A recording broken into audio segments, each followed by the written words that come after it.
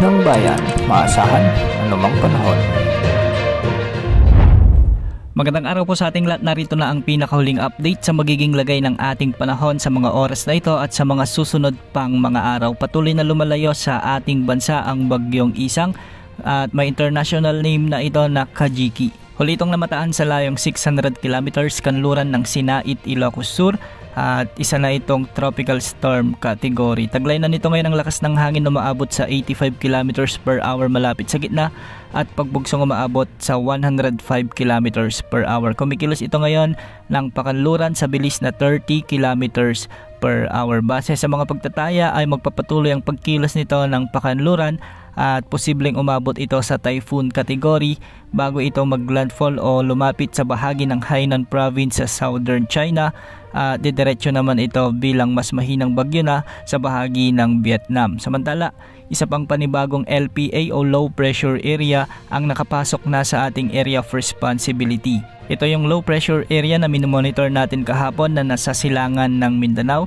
At ngayon ay nasa layo na lamang itong 930 kilometers silangan ng southern Mindanao. Sa mga susunod na araw ay kikilos ito ng pahilagang kanluran at sa ngayon mataas na ang tsansa nitong mag-develop o maging ganap na bagyo sa mga susunod na oras. Ang susunod na pangalan ng bagyo ay Jacinto at kung sakali nga ay lalapit ito sa bahagi ng Eastern Visayas at sa may Bicol region. Inaasahang magpapaulan ang nasabing potential na bagyong ito sa malaking bahagi ng Visayas at Mindanao at habang ito ay papalapit naman sa Bicol region. Sa mga susunod pang mga araw ay inaasahang magre-recurve naman ito ng pahilagang silangan o yung isang senaryo naman ay dediretsuhin nito at tatawid sa bahagi ng Northern Luzon. Antabayan ang mga susunod na updates ukol sa sama ng panahon na ito o sa potensyal na bagyong Jacinto. Sa ngayon, southwest monsoon na lamang ang nagdadala ng maulap na kalangitan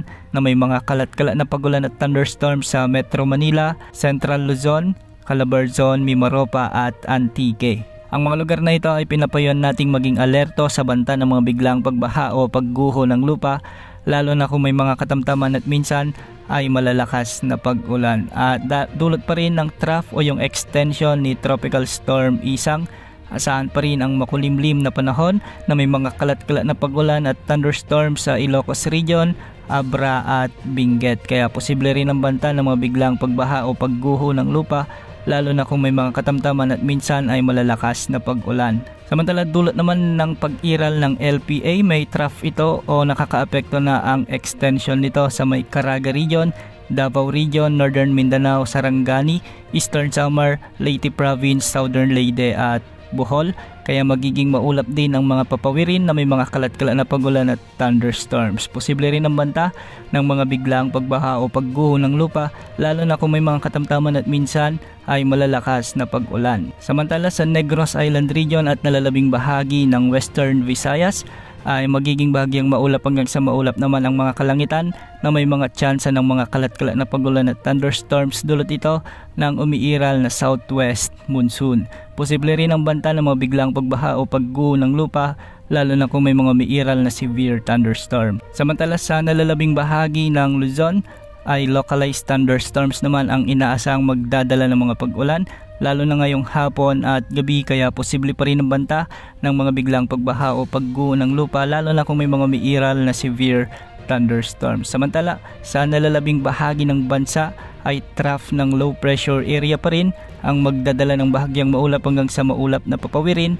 na may mga isolated rain showers and thunderstorms. Hindi rin inaalis ang banta ng mga biglang pagbaha o pagguho ng lupa lalo na kung may mga umiiral na severe thunderstorms. Sa ngayon, walang nakataas na gale warning sa anumang baybaying sakop ng ating bansa at ang mga pag-alon sa northern at western section ng Northern Luzon ay posibleng umabot hanggang 2.5 meters. Sa mga baybaying sakop naman ng western, central Luzon at southern Luzon kasama ng Visayas, posibleng mga pag-alon hanggang 1.8 meters. Sa nalalabing baybayin sakop ng bansa, posibleng mga pag-alon hanggang 1.5 meters. Yan muna ang latest sa lagay ng panahon.